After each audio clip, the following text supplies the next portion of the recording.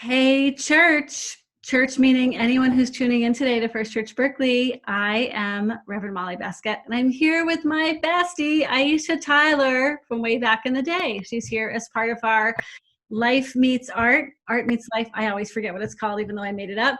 Sometimes series where we invite artists and journalists and writers and anyone who is a spiritual leader in not so obvious ways to be in conversation with us here at church to expand and explore our sense of a lived spirituality, particularly a spirituality for really hard times. So welcome, Ish. Welcome, Aisha. We're so glad you're here. Hi, thanks for having me. So we go I'm happy to be here. We go way back. I actually do. told my church in a little pastor's note this week how we met. And I wonder what you remember. I mean, we met in a freshman seminar, but then there was like a more poignant meeting. And I would say God put it together. I don't know what you would say, but do you remember that? So let me just say in full disclosure that I have a very selective memory isn't the right word. I remember like shapes and like feelings, but I'm rarely able to pinpoint like, actual occurrences. And I've always been this way. I wish I could attribute it to getting older. But I remember crossing the street in the 8th grade because I saw a kid in the 7th grade I couldn't remember his name. So I'm putting you on the spot. Yeah. I didn't warn you about this question. No, it's fine. It's fine. It's just like I've always been this way. But I do remember us meeting in freshman seminar. And then I feel like I saw you at like the freshman bonfire. That's exactly right. And I thought it was like the strangest, like most kind of Lord of the Flies-esque. My words exactly. Expression of like repressed rage and confusion, and these people are kind of running around in a circle around this fire, like not like anything we're currently experiencing, say in present. Actually much more elegant than what we're experiencing at large in our culture right now. Just like inarticulated, like in specific rage that they were expressing as they ran around in circles around the fire.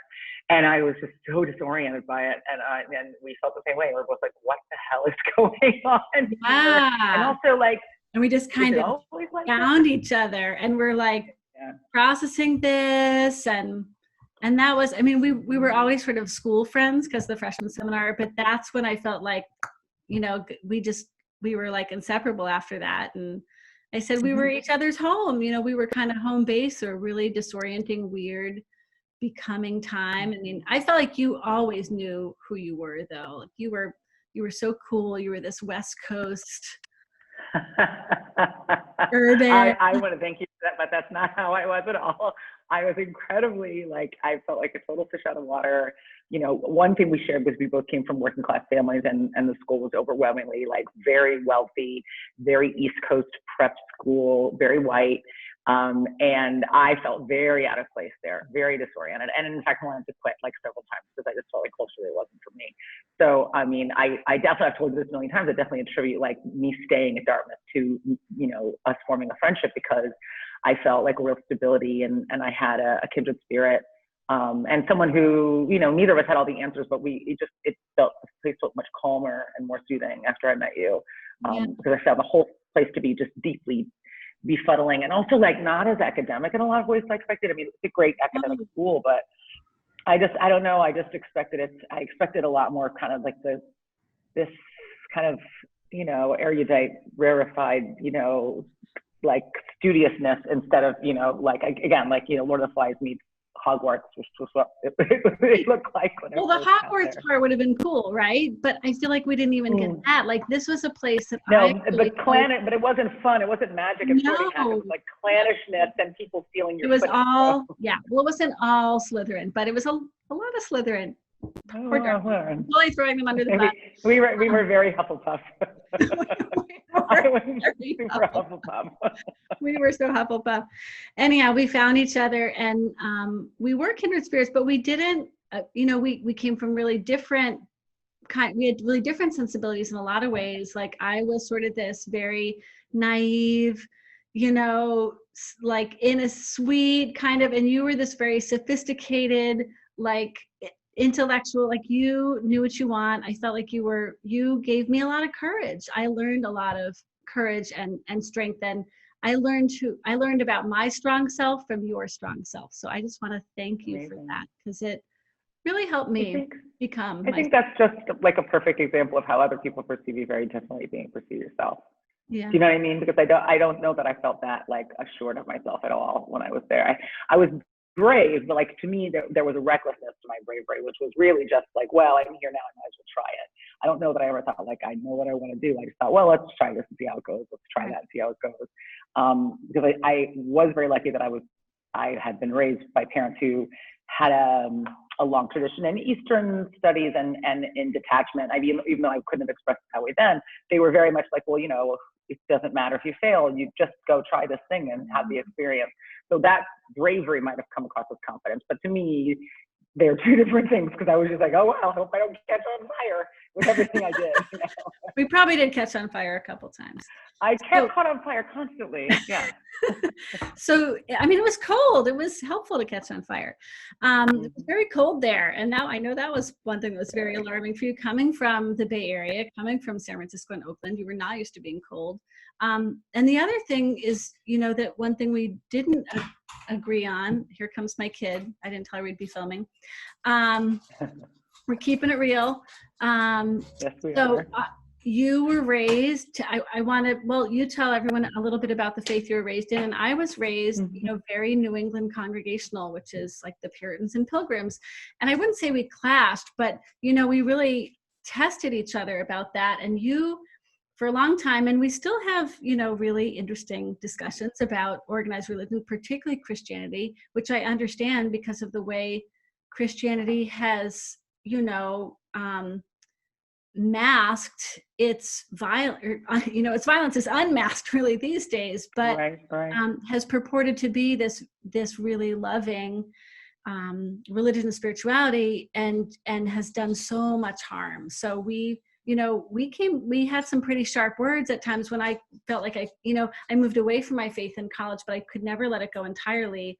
And it was really a mystery to you why I clung to this thing that had done so much harm and was really, the root of, a great purveyor of patriarchy and misogyny and white supremacy in the country. So tell us about how you were raised and what you have brought. Yeah, my father was, I think like probably very kind of like East Coast casual, I don't even know if I'm sure his family went to church like Christmas and Easter, but for all intents and purposes, he was an agnostic. And when he met my mother, and she had been, kind of a seeker and had gone to lots of different kinds of churches, Pentecost, and baptism. I mean, my grandmother was an atheist, and they did not go to church. My grandparents were atheists. My mother was really a seeker, so she had just done had every kind of experience. But by the time they had me, they were really into transcendental meditation, and they had moved to California from DC, specifically, I think, to be closer to a community that was closer to their spiritual values. And they were seekers the whole time I was growing up. So they were in TM for a long time. They dabbled with Hare Krishnas and all the kind of adjacent Eastern, communities that came up around that whole, thought. We lived in an ashram for quite a bit. I'm sure you guys are familiar with it. It's still in Oakland. It's the Siddhi Yogadam ashram on Stanford and San Pablo. I lived there for a while, and then I lived very close to there for a while with my family after we moved out. But then in my 20s, my mother started, my whole family separately, actually, all of them started practicing a version of Buddhism. So my mother has been a Zen Buddhist, practicing Zen Buddhist, ordained for 25 years now. And my sister's a Nichiren Buddhist. And my father and my stepmother are still, I think, kind of gatherers. They spent a lot of time in India. They had a marriage ceremony in India. So, they have a lot of Indian practices and Indian meditation practices. Everybody in my family meditates except for me. I'm the black sheep or the white sheep, depending on how you think about it. But so that's pretty much. If there's anything if there's anything you're not, it's a sheep. That's the truth. So, I mean, I think, we went to Ethiopia when I was a baby and lived with a bunch of TM disciples for 6 months. My family has always been very open. Yeah. But I was just raised very focused on, this is kind of self-involved to say, but I was just always raised in like a scientific discipline. I just thought very rationally about the world, and I wanted to know, I wanted to be able to understand things and prove things and touch things. And that was always the way that I thought about the world. And to some extent, it's still the way I think about the world. And that doesn't mean that I don't think there are things that are unexplainable. It's just that I think there are so many tactile things that are explainable that deserve attention and energy from me personally. But my family is very much, I think they're all spiritual. I know my mother very much believes in God, and my sister, I think, believes in different kinds of planes of consciousness. And I imagine if you're a very religious person, it would be hard for you to understand why someone wasn't constantly meditating on this point. But the truth of the matter is, I don't think about it that much. Yeah. So I wish that I did. Why do you wish that you do? Well, I don't know. I mean, I think that at times I really get I get very focused on how terrible human beings are to each other, and that's what I care about. Yeah. And that's what I want to solve. It might be nicer to be thinking about otherness and transcendence, but what I'm mostly focused on is human cruelty and how to end it. And to me, that feels like that needs like real, practical, like tactile solutions. Yeah. It's solvable. Human cruelty is solvable without divine intervention. Yeah, it has to be, because if it would take divine intervention, I would really love that intervention to arrive post haste. Well, believe me, a lot of us who actually do believe in God have a lot of beef with God, that, God isn't like, come on, God, if not now, when? But then, you've reminded me, like, we got together right after the election in 2016, and I, like lots of white people who had my blinders on about how cruel and racist our country really is, was agog. And you were like, this stuff's always been happening. And you sort of walked me through like the centuries of pogroms and holocausts and massacre on massacre on massacre. I mean, too many to even not so bad. Enumerate. Yeah. I feel like we've actually made some progress. I mean, I do feel like there's been progress made, but it's just so disappointing how incredibly incremental it is, and how it doesn't seem to be particularly it's this wave where we make a little bit of progress, and then we make this radical, as you're seeing, this big violent backlash every time there is any kind of progress. From people who are afraid of losing, control over what they see as their personal God-given right to be on top. Well, I call that, ventriloquism. Like they're moving God's lips, but it's their words. And there's a lot of divine ventriloquism right now. And frankly, it really disgusts me. It shames me. It shames me for my religious tradition and the teachings of Jesus, which, in the purest form really were about love and expanding the circle of who belongs to include everybody, and forgiveness and mercy and tenderness, particularly to the most vulnerable people, flipping paradox. I want to get to this in a minute when we talk more about humor, but Jesus was always turning the tables, not just in the temple literally, but constantly subverting society's norms. It seems like right now, like the victimization of the least able and the least powerful has become incredibly in vogue. I just find it unspeakable. People have always been this cruel, but it's for a long time now, and at least in the modern era, you had to hide it and you had to be ashamed of it. And I just think that what's alarming is how boldly people are, this kind of abject cruelty towards children, towards the poor, towards immigrants, towards people who are fleeing, a persecution and, religious and sexual persecution, and using their own persecution as a tool against them. Like the idea that, well, these people are being trafficked, so if we lock them up, they won't be trafficked anymore. And somehow that makes us saviors of these people. Double negative, right? It's unthinkable. It's extraordinary. So, I mean, you said you do see progress. Let's talk about the last 4 years. Do you have more hope now than you did? I mean, did things get worse than you thought they would over the last 4 years? Do you see progress? And as a little, sort of anvil to forge this on, we had a conversation probably in 2015, actually, before Trump was elected. I remember I came out to visit and we were talking about the nascent Black Lives Matter movement. And you said, I don't feel like I can really, use my platform for that because I'm not in the streets. You wanted to have integrity. And if you felt like if you weren't sort of in the streets, you couldn't, but now you use your platform all the time to call out injustice. So what's changed in the world? What's changed in you?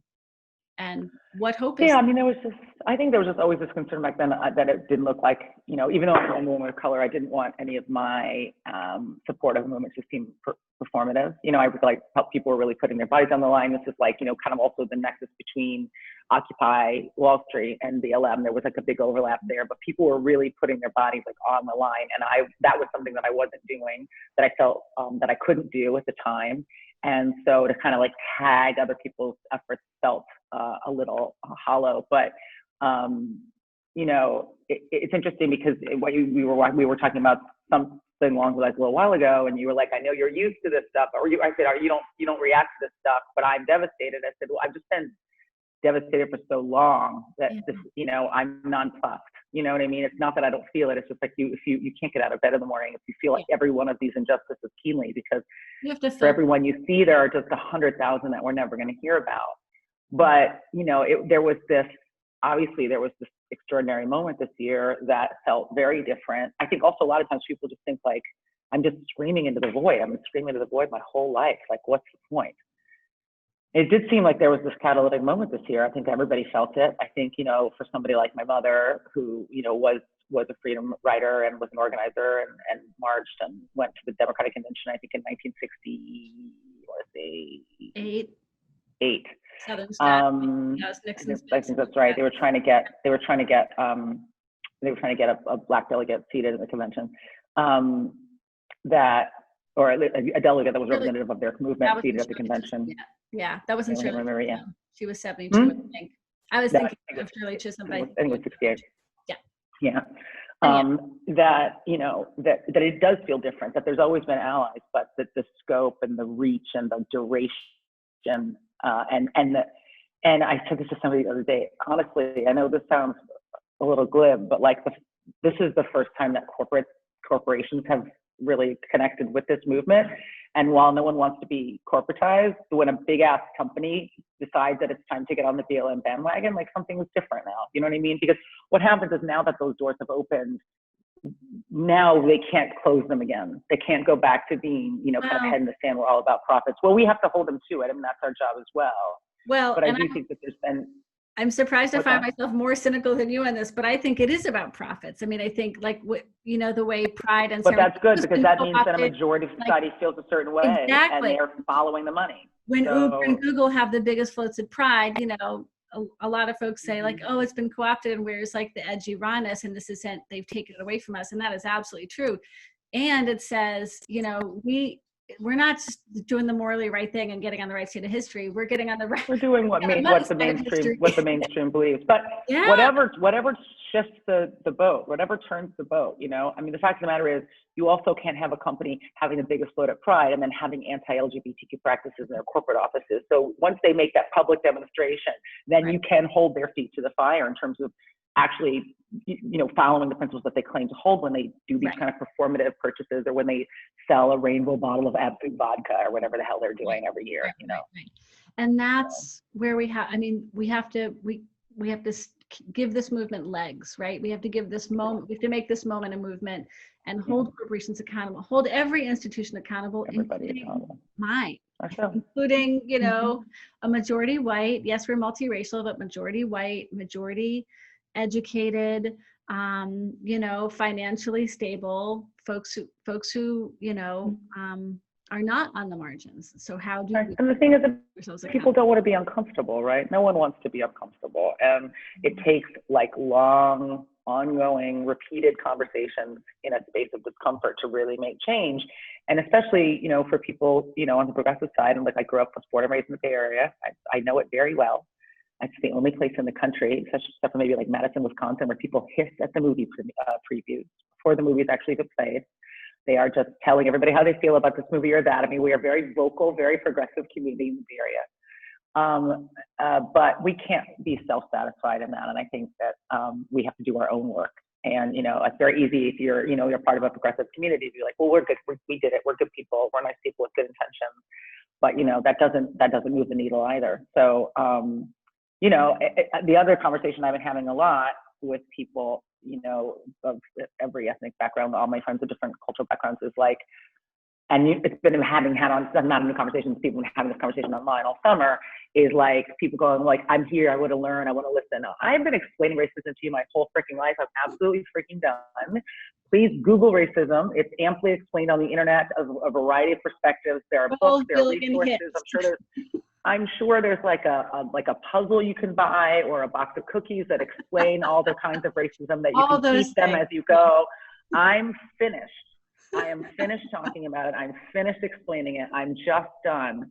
We were having those conversations all summer. What's that? They can just watch your whole back catalog of stand-up shows. You just Google me. And also I'm done with people asking to touch my hair. I'm just finished, guys. I'm so tired. I just moved out. You guys have worn me out. And but I had this conversation about like, I think it's important. This has to be this racism is a white people problem, and white people need to solve it. Yes. Like, Black people did not invent racism. We've been marching for our own liberation. We've been fighting for our own liberation since we got here. We've never stopped fighting. But we can't do it without the people that put the structure in place and that benefit from that structure. And so we have to have these tough conversations every day and be open. And be willing to get upset and get uncomfortable and come back from it. Right. That's what I've been saying to, lots of folks and myself, like, if you're uncomfortable, you're doing it right. And that doesn't mean we can't take a breather, have a rest stop, on this journey, but, we have to sort of give it gas and then coast for a bit. But, we have to keep going kind of further up and further into this work. So, and it's good work. Like, I am optimistic. That was your question. Yes. Yeah. That was your question, and I am optimistic. I do feel like the conversations that people are having now with each other, with themselves, the kinds of conversations I'm having in corporate environments now, just more open, more willing to admit that there's been historical bias in a certain situation, for people to admit they don't know what they're doing. I see that a lot more now, and I think it's also incumbent upon me as a woman of color.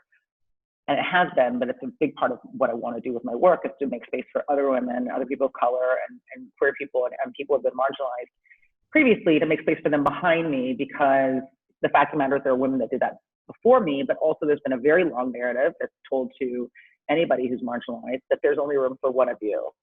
So, it's up to, when I was a stand-up, they'd have one woman on the lineup, or one Black person on the lineup, 10 white guys. Diverse. And somehow they've gotten it now done, we're diverse. Yeah. And then you'd be like, oh, we already have a woman. We can't have another woman. You have 9. Did you tell it to the other 8 white guys? That's your hide the first white. We've got a white guy.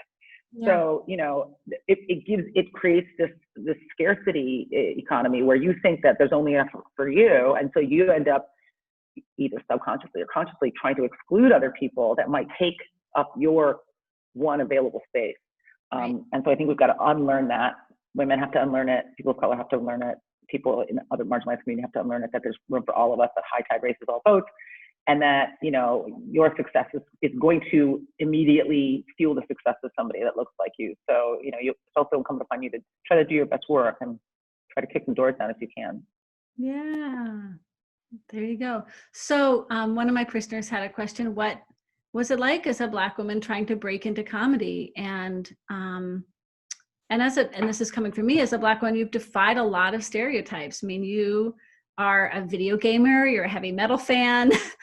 There's so many ways in which you don't fit stereotypes, and not that anyone is a stereotype, but like you more than lots just really kind of blow it up. So yeah, tell us about the arc of that. Tell us about decolonizing Friends, when you were Ross and Joey's love interest in a love triangle there. NBC No Black Characters, not when you came on scene. Yeah. Well, first I'll talk about the first part of the question, which is that for a long time, I was a very nerdy kid. I was it was like 5'8" by the time I was like in the second or third grade. I was just in giant test. And I was also the only Black kid in my school for most of my childhood. And maybe like for 1 year, there were like two or three Black kids in my school. Most of the time I was the only one. And I also lived in an ashram, and my parents were vegetarian, and they meditated, and we were poor. So like, I just had every kind of like social mark going against me. And you didn't belong to anyone, or you didn't belong anywhere. No, I was a woman with no tribe. But then you belonged everywhere, right? Well, I belong nowhere. I was very much the man has no face when I was a kid. Because I also was a big reader. My parents didn't believe in television, so I was a big reader, and I was really accelerated reader. So like a lot of times I would be studying alone. I wouldn't have a reading group. Like I just was this really isolated kid. And years ago, I did this interview with Seth Green about like how popular like nerddom has become in popular culture. And he was saying that you can't claim to be a nerd if you didn't spend a significant portion of your childhood playing alone. And I played alone until I was like 13 years old. You know what I mean? Like, like I used to take my radio behind the school and like listen to music and read a book, and I'm really happy that was the childhood I had. I love the person that I turned into. And I always tell parents when they have nerdy kids, nerdy kids make that's not English. Nerdy kids make iconoclastic adults because they really figure out who they are and what they want, and they don't make decisions based on how they're going to be perceived by other people. Like it's just going to be cool. Yeah, building. Yeah, am I going to be accepted? Yeah. Or if they feel constantly observed, which a lot of popular kids do feel constantly observed, they're either afraid to do anything unusual because they'll be judged or ostracized, or they're constantly kind of preening in front of others to maintain popularity. So, since I didn't have any popularity to maintain, I kind of went my own way. And I think the more that people told me, like girls don't like that kind of music, and Black people don't eat that kind of food, and kids like you don't do this or do that or like science, the more I was like, well, I'm going to do exactly what I want you guys in a second. So that's probably why, I just followed my interests and didn't line up with what people expected of me. And maybe at some point that became like that became my brand when I was a kid, like I liked all the weirdest stuff, and I skated, and I loved heavy metal, and I, went to punk shows. I like, cause I always been the only Black kid, so why not be the only Black kid everywhere I went, and really like just have experiences instead of worrying about how it was perceived. So that's probably why. I mean, all of those interests and passions are genuine, but I think they came about because I just explored what was interesting to me. Yeah. Because I didn't really care what anybody thought about what I did. And how did that serve you getting into your current line of work? I don't know. I mean, I think that the main part of all of that was helpful was just that I could take a punch. I mean, like, the entertainment business is like not a friendly, kind place, but I already spent a lot of time experiencing unfriendly, unkind energy. And I knew who I was before I got into this business because I'd had a long time in the forge. You know what I mean? When you're a nerdy kid, like, you were not looking for approval. At some point, you don't need approval. You've never had it, so it doesn't really mean anything to you. Yeah. So it's helped me be an explorer, I think. Like creatively as an artist, it's helped me really just, again, that kind of rash bravery of like, let's just see what happens, which is, why I started doing stand-up comedy, why I moved to LA. I didn't ever fear failure because I was pretty sure it was going to fail. I just figured like, it doesn't matter if I fail or not. I'm just going to go enjoy myself with the full expectation that at some point it's not going to go my way. But I didn't want to lay awake in bed one night and be like, I wish I had tried to do the stuff I wanted to do. Yeah. And you worked your I don't really know if that's an answer to that woman's question. And you said yes to a lot of things, right? Like not, unethical. No, I mean, no sex work. No. Yeah. Like I think of. There's nothing wrong with sex work. But I did not do any sex work. I did not. They're not going to be, if there were tapes. I will not shame. No, I wouldn't. If you're an adult, a consenting adult, then they're safe. But absolutely. I'm not going to kink shaming anybody. But no, we're sex positive. That's all good here. I'm remembering the tour you did through the South with two white guys, the Oh comedy yeah, that tour was at terrible. colleges. No, it was one guy was Filipino and one guy was white. Oh, okay. And yeah, Yeah. and We yeah, were one of each of it you was and a white guy. yes, yeah, we were a racist starter kit. Yeah, it was really, really not a fun experience. But it was We made no yes, money. to build. Yeah, it was just I had the opportunity to make experience. money doing comedy. We paid, and also we did like, I don't know, maybe like 60 shows, which when you're a young comedian, like getting stage time is like really difficult and very precious. So it really was like, oh, like we were on tour.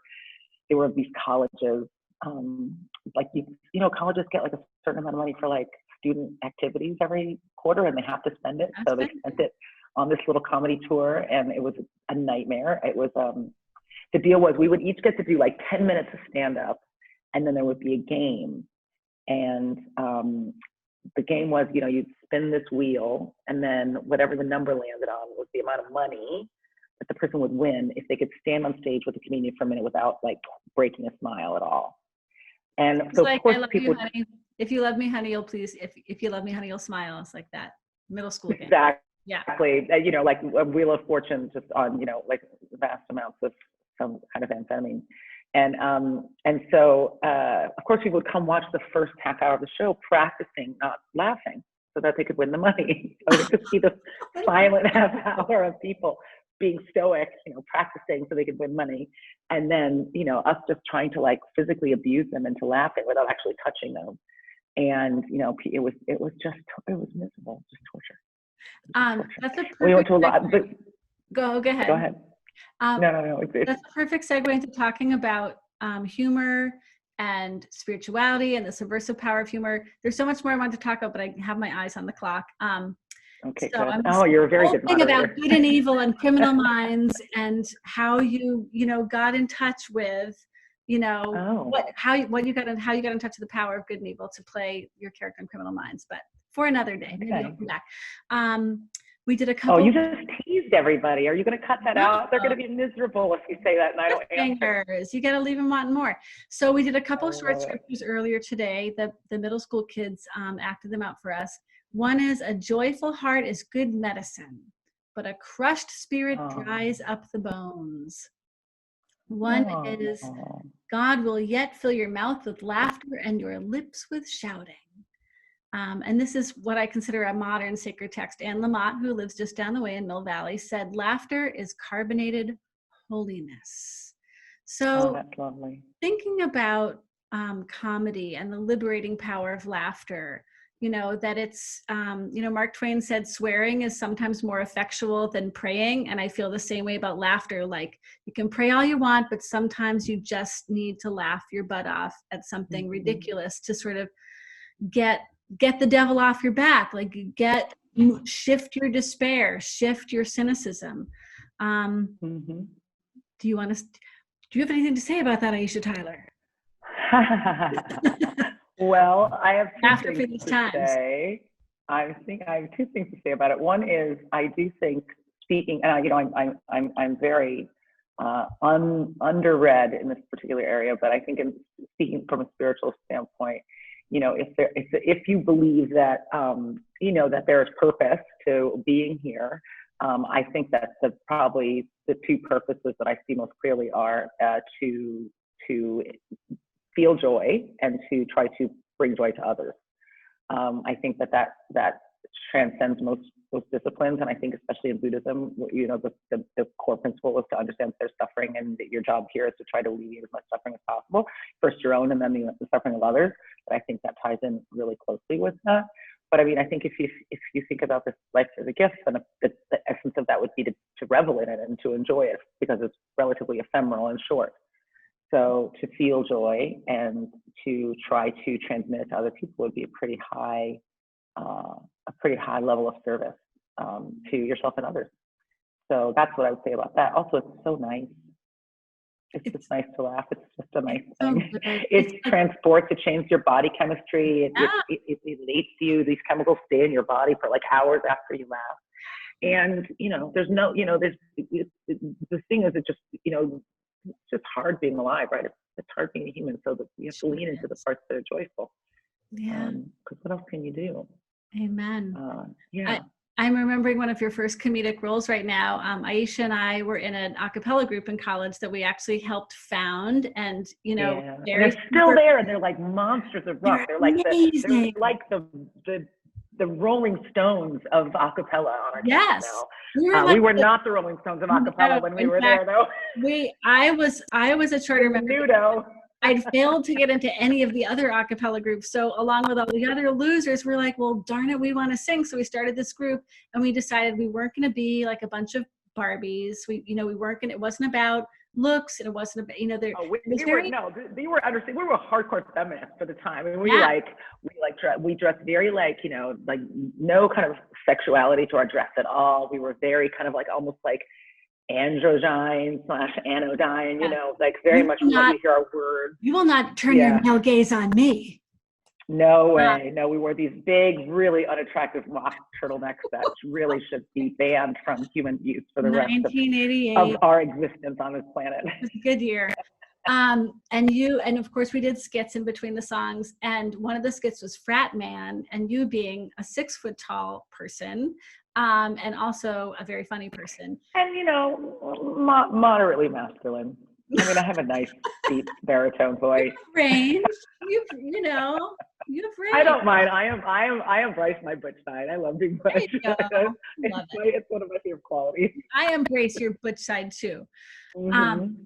So you were Frat Man, which it was hilarious because it, made a joke of all the gross things that frat boys did. And we got to laugh at it, and in laughing at, not condone it, but really undermine its power over us. On a campus that still experienced a lot of sexual assault and substance use and abuse. And just thinking about how humor can really tell truths about society in ways that, are painful, but also are liberative and help us deal with the trauma of what's being revealed, right? Well, that's the power of comedy, period. I mean, that's the essential power of comedy is to speak truth to power and to say the things that can't be said directly and without humor. It's also why you have seen historically so many people of color and other marginalized groups, so many Jewish comedians, because it was really a way to point at prejudice, to point at bigotry, to point at racial and social and cultural and economic injustice in a way where you could be saying those things right to the person that was oppressing you. Right, to the person that has the power. So it's always been, satire has always been a tool, a weapon against tyrants. Yeah. Mm-hmm. Thank God we have Absolutely. it.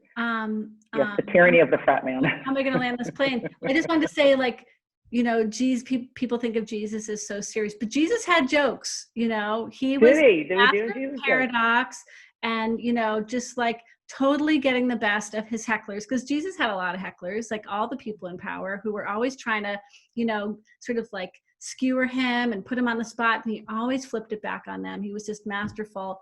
And my people have probably heard this, but I have a scatological sense of humor, and Jesus told a poop joke. I've noticed that over the years. Yes. Another way we have vibed and been kindred spirits, because not every joke has to be about something traumatic. Poop is funny. No, farts will be supremely hilarious. Yes. You could never lose with a great fart joke. Yes. Yeah, and just the sound of a fart. The great thing about fart joke is you don't have to write any words. Just everybody laugh. If you're feeling despair, just get yourself a cushion. You'll have a blast. Okay. We have to start wrapping up, but I have a couple speed round questions. Oh boy. Okay. Let's see what you think. What are the gods of this age, metaphorically speaking? Oh, technology, social media, and money. Money will always be, unfortunately. Okay. Who are your heroes?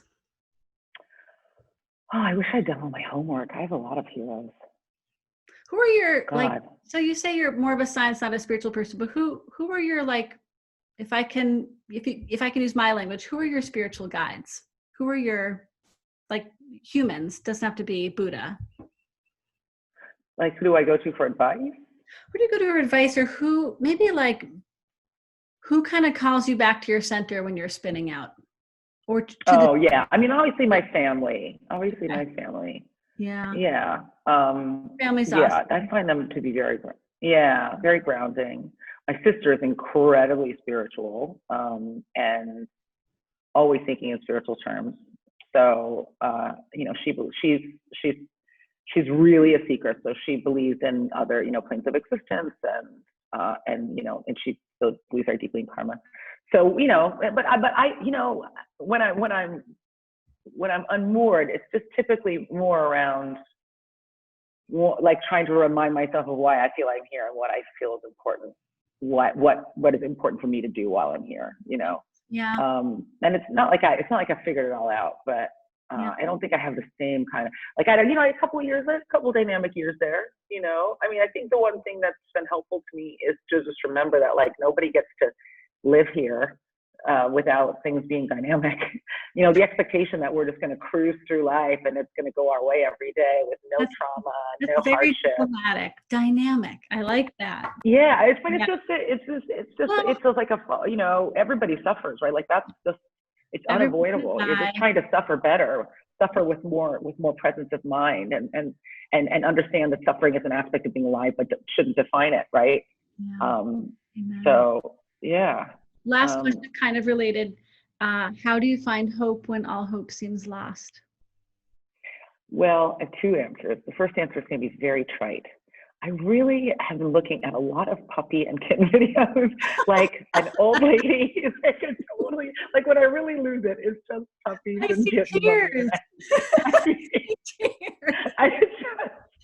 Sometimes I just can't take it anymore, and I sort of see, like, a puppy fall down, or a goat hop on top of a puppy. See, I would say God made it that way so that, God made, like, babies and puppies and kittens with their big eyes and their helplessness to call forth our tenderness when life is so hard, right? Like, it's science and evolution, survival of the fittest, and it's, like, part of the grand design. Anyhow, not to say. This is a conversation, everybody, we have all the time. And I try to talk her into believing one, because I respect, and I just tell her it's never going to happen. but you said keep trying. Like, earlier today, I admire you, and I admire your intellect. So I always love having these conversations with you. And I'm not so unsure of my position that I can't tolerate, again, dynamism. I think if someone cannot tolerate an opposing point of view, that says a lot about their inability to understand and express who they are than it does with your point of view. So I'm always open. I'm just okay with there being things that are wondrous and unexplained, because I've got lots of work to do here down in the dirt. But yeah, so I think that's a lovely way to explain it. I don't really know where puppies and kittens come from, other than from mommy puppies and kittens, but other than from Instagram, other than from Instagram, other than my Instagram feed. So yes, you would explain it as the inscrutable mind of God, and I think there's the immense and knowable. So puppies and kittens, and then also, again, like, I'm lucky I have people in my life that I love and respect very much, that when I'm really having a hard time, I kind of go to them, and I'm reinforced by them. And I hope that I am able to do that for them when they're going through challenging times as well.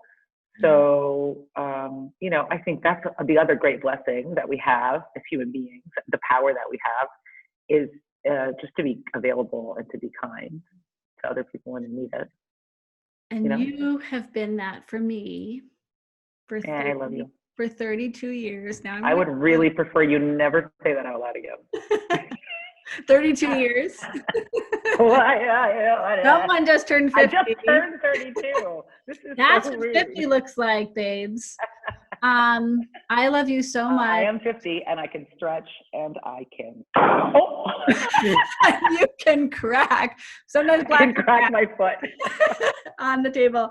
I love you. Oh my God. So to close this out, Aisha and I used to dance a lot, especially on Friday nights, weekends, just to, like, get our yayas out. So we're going to close with one of our favorite jams from, I don't remember what year, probably 89, 90. And we hope you'll groove. Yeah, I want to say, we were living in the tavern, so I'm going to say it was either 90 or 91. Someone will correct us. Graduate 19, yeah. But here we go. Let's have our our walkout song. It's not a walkout song because we're already here, but our groove song. How do you say? Delight, delight, delight, delight. We're going to dance. We're going to dance. We're going to dance and have some fun, fun, fun, fun.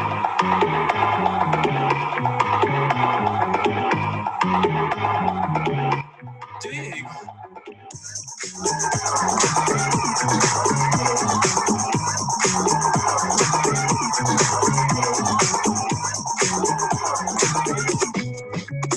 The chills that you spill up my back keep me filled with satisfaction when we're done. Satisfaction of what's to come. I couldn't ask for another. No, I couldn't ask for another. Oh, that's right. Your groove, I do deeply dig. No walls, only the bridge. I cover this, I test with. I couldn't ask for